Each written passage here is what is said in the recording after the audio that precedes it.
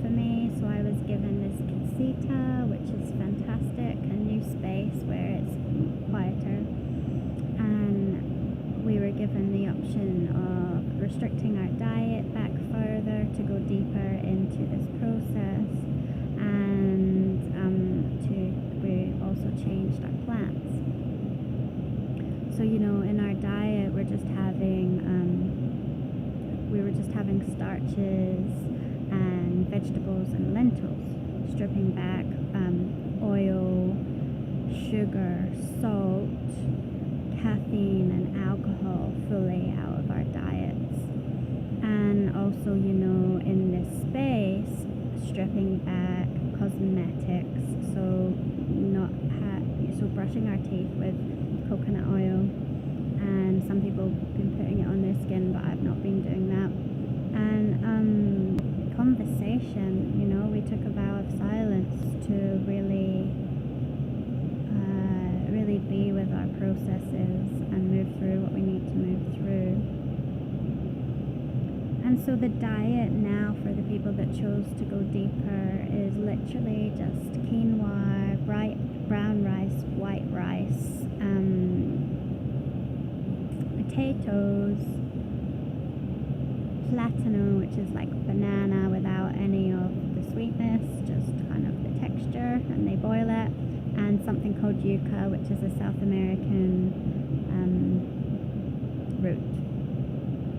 So that is our diet now for those who did choose, and the reason you would do it is because the starches are vibrationally neutral, so it allows more space for the plants to move in the body and working on the subtle energies. And then, as a result, you become aware more of the subtle energies in your body and environment. The plant that I'm dieting is called chuchuwasi, and it helps with so many ailments for different people, but I'll just talk experientially for my process.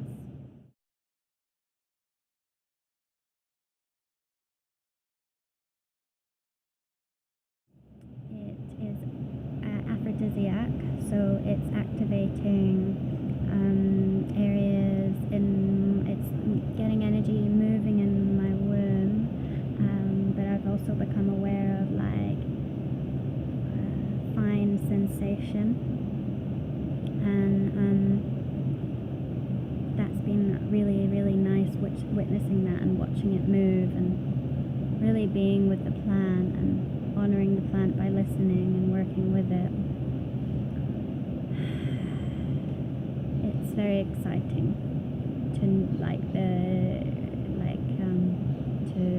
to feel the potential in that space, because I've been quite blocked for some time, and so to feel it on such a subtle level without any physical stimulation is pretty amazing. I just want to apologize because the sound on my last video, I put my finger over the microphone, so you didn't get to hear some of the things that I was saying. I'm feeling, because my last ayahuasca experience was quite intense, I'm feeling quite sore in my heart. So I just wanted to let you know that when I'm sharing, it's like today I don't feel like a lot of energy or strength. I feel quite weak and sore. But in what I was saying in the previous video was that there was a beautiful sharing between women, following the ceremony, and it was very powerful, and it activated something inside of me. It was just that each of the women there carried some form of pain in their pelvic region. And there's so many women in the world who have such unexplained pain there, unexplained and unresolved. I know there's potential to unblock these areas and move it through. Our understanding needs deepened. So Western society on the whole is quite disconnected from the sacredness of this planet and of ourselves, and what women intrinsically have in their being is an innate understanding of the sacred. And we have this intelligence in our womb talking to us and trying to bring up this, but a lot of women don't have the awareness of how to listen. And also women have this empathetic quality that where we're actually taking in a lot of other people's energies, and it's moving down and through, and we've got this intelligence coming up and through. So if we don't know how to listen and we don't know how to move it through, then in time it can really affect our well-being. There's many different practices out there in ways we can do this. It just hasn't really been, the education hasn't been given to us. And I've done a few of these practices, and it's really, really amazing.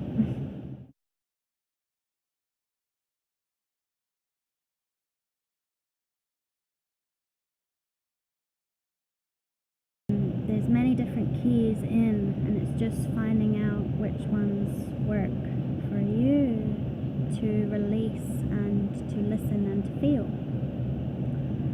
An awakening is like Carolyn Mace puts it well. She puts it like, imagine a 10-story building and you're living at the bottom. And when you're in the bottom of the building, you come outside and you see other buildings and lots of concrete around. And as you move up the stories, your perception and vision changes. And so if you imagine yourself living at the top floor, when you've moved through them all, the sky opens up vastly above you, and you can see the sea for the first time in your life. You can see the sea, which is a power in itself. But also your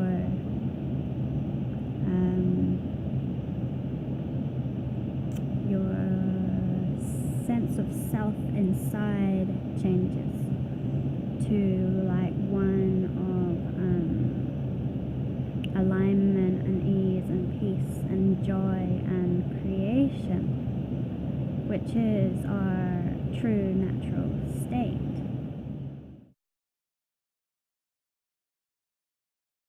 It's not about a power battle between the masculine and the feminine. It's actually just allowing that the true knowledge that's coming up through women to be heard, to support the masculine and the feminine in our children and the wider whole.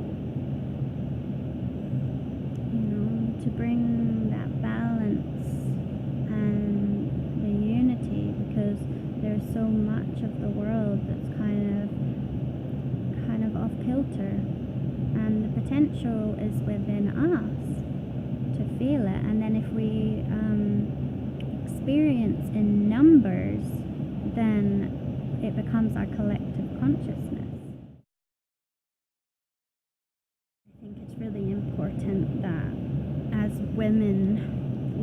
come together and share. We create spaces in which we can share from this authenticity, where we can access that place and also express it out, so that we can bring forth our individual magic that we each have. It's like I have a friend back home who has just had a baby. We've been friends since childhood, and she was telling me in her environment she's just got people around her that are taking drugs and drinking, and she's just got all of this emotion coming up and through because, you know, she's just had this divine experience, and people are just not willing to listen to her. They're saying, you know, you're crazy, and, you know, kind of stop that, really shutting her down. And I feel like she should be heard. I think about her and wish I was with her now to support her more. I mean, like, it can be quite frightening to speak from your place of truth. Through these videos, I'm opening myself up to a lot of criticism and to be seen, which is something I really struggle with. I have a lot of unworthiness, and I have an aversion to being seen. But I know that it's coming from a place of authenticity. And so, when you're connected to that authentic self, you're more in a place of wholeness. Because the definition of health is actually to be whole. And one of the areas is in aligning with that true voice inside of you. I'll go on to discuss my fourth ayahuasca experience. I wasn't quite sure what to expect this time. I'd been working with bringing in presence during the day, really using mindfulness, and as a result, developed peace and clarity and ease. And so I took that into the Maloka.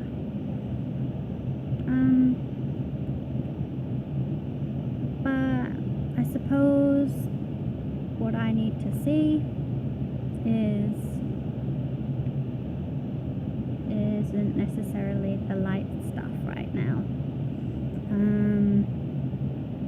Basically,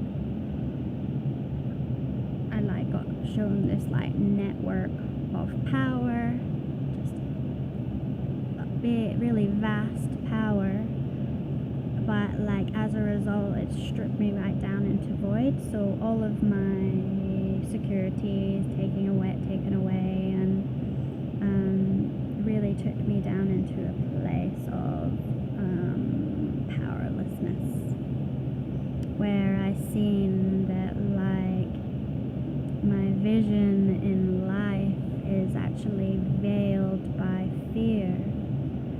So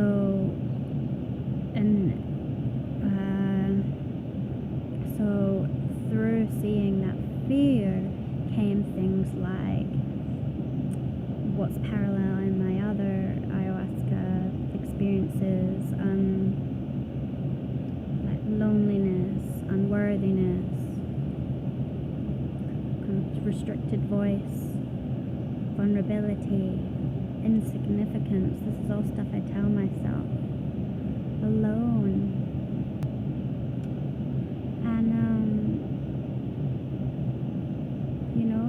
And everything was really stripped right back. And I've had these awarenesses. I do a technique called EFT, which is emotional freedom technique, which is tapping on meridian lines in your body that allows you to tap into your unconscious emotions and see them and allow them to come up. But I think, and I'm really grateful for my teacher. Hello, Colette from America. If you see this, I love you so much, Fairy Godmother. So much. Thank you so much for your guidance and your teachings. But as human beings, we have a lot of resistance and aversion to pain. And I think my way of resistance is just laughing it off and putting a face to the world. And so what ayahuasca does is it puts it so in front of you that you can't not see it anymore. As hard as it is. And so, it's made me question, well, where does it come from? Because in these days of processing that I've been doing, been crying, couldn't really get out of bed, my body's been feeling really weak, but I've really been with the fear, is that I felt this as long as I can remember. And since the age of 2, I've had this void of emptiness in the pit of my stomach, which is really sad. Really sad to think a little being has carried this her whole life. And other little beings, little pure beings carrying this. And it's made me question why. So I thought my mother and father weren't together when I was in the womb, and so that would bring up, she would have been experiencing feelings of vulnerability and helplessness, not having the part of the whole and the security. It's made me think, have I brought this in from a past life potentially? And also just reflect on, I could have picked it up from other people, and then taken that into my consciousness as my identity through the ego, trying to make that identity. And the ego is not necessarily in line with that place of truth in which I'm talking about in these videos.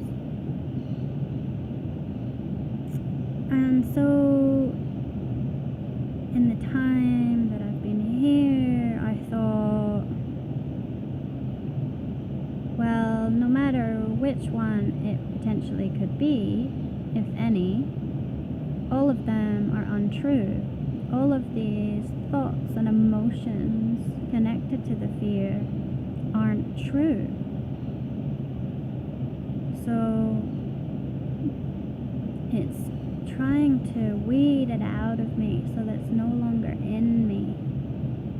So I might not get to the reasons why I have this, but as I walk this journey, I'm going to get them out of me. I'm going to find a way. And ayahuasca might just be an indicator. I have to do the work, and I'm willing to do that, and I'm willing to share also. So recognizing all this fear, and then seeing that I've always felt very unsafe on the earth, and quite uneasy, just not very secure, even, trying to create security through partners and other ways, but not actually feeling it. And just thinking back, it's in our first home, my mom and dad used to argue a lot, and they'd lock me out of the kitchen, and I used to think that an entity was going to come down the stairs and get me. It was really, really real in my mind, and I remember the feeling in my body, locked in my stomach, and I was in fight or flight because I couldn't go back into the kitchen because I couldn't reach the door, and I couldn't go up the stairs. So I was really, really frightened, and that would have been at the age of 2. And then we went to our second house,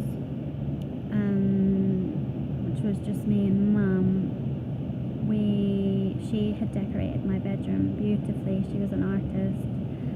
She'd painted clouds, beautiful fluffy clouds, and white, blue skies, white clouds, and rainbows in my room, and it looked so lovely. But I couldn't be in that room because I felt like spirits could get me, like there were spirits in there. And there was a bathroom down the hall, and I would always run past my room to the bathroom and run back, believing this external spirit could get me. And then when we went to our third house, I had a lot of sleep paralysis, which is like feeling of, you're half asleep, half awake. Don't really, like, there's many definitions for what it potentially could be, but nobody really knows. Feels like something is pushing down on you. Your voice is blocked. You're completely helpless. You try to scream out, but you can't. And you try to move your body, but you're powerless. So I had a lot of that. And also, like, feelings of a spirit in that house too, which, could just be fear. Or, I could have been picking up on other vibrations of different dimensions that are in this world. Again, maybe it doesn't matter why, it's just that this fear needs to come, because even if there are spirits, nothing can get us.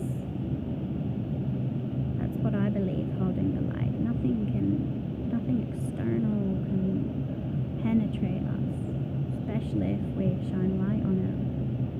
And so I hope to shine the light on my fear to kind of get it out. But it is very sad that this little being has been carrying that pain. And I've done a lot of crying. And I was apologizing to her too.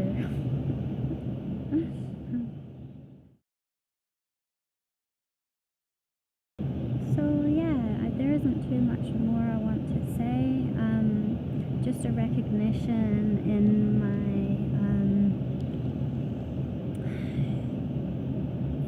my ceremonies of all the confusion that I'm feeling and all the void, kind of leading me back to the basics of my Buddhist philosophy and practice, and working with the mind and the moods, really. It's like within Buddhism there's the three poisons that you become aware of, and that is our human nature to cling to things, which causes suffering, our human nature to have aversion from things, which causes suffering, and we have confusion or delusion, which causes suffering. And so it's like, it's an interesting parallel, because I think that ayahuasca is guiding me to really embrace those teachings. I'll just try and put it clearer. There's the analogy of our mind and our moods, not to be confused with our emotions, being like a cobra. If you let the cobra be, the mood and the mind, then it's not dangerous. But if you kind of cling to it, if you identify with these states, then there's potential for you to get bitten, and they're potentially deadly. Philosophy is saying is to not cling to your mind state or your mood, just to let them pass through. It's like not labeling anything as good or bad, but actually just finding that place in between and watching your mind as the witness with mindfulness. It's practice. And in that, states arise that is your true nature. So that of compassion, like I was saying earlier, and creation and joy and ease. And the Buddhist philosophy is a mere guide. All of this is actually inside of us. There are so many of us running around in reaction and fear, clinging to desires rather than actually being in alignment with our true authentic self. Don't let my intense ayahuasca experiences put you off. This is just what I need to see on my path, and yours would be completely different. Although, like the Buddhist philosophy says, not labeling it as good or bad, it just is, and allowing it to be. But the last ceremony that I just had, the Maloka was vibrating love, so people were having really clear messages come and having like beautiful feelings in their body. So I just wanted to say, don't let it put you off, and listen to the intelligent messages in your body, and know that you are peace and love. Okay, thank you for listening today. I wish you well on your journey.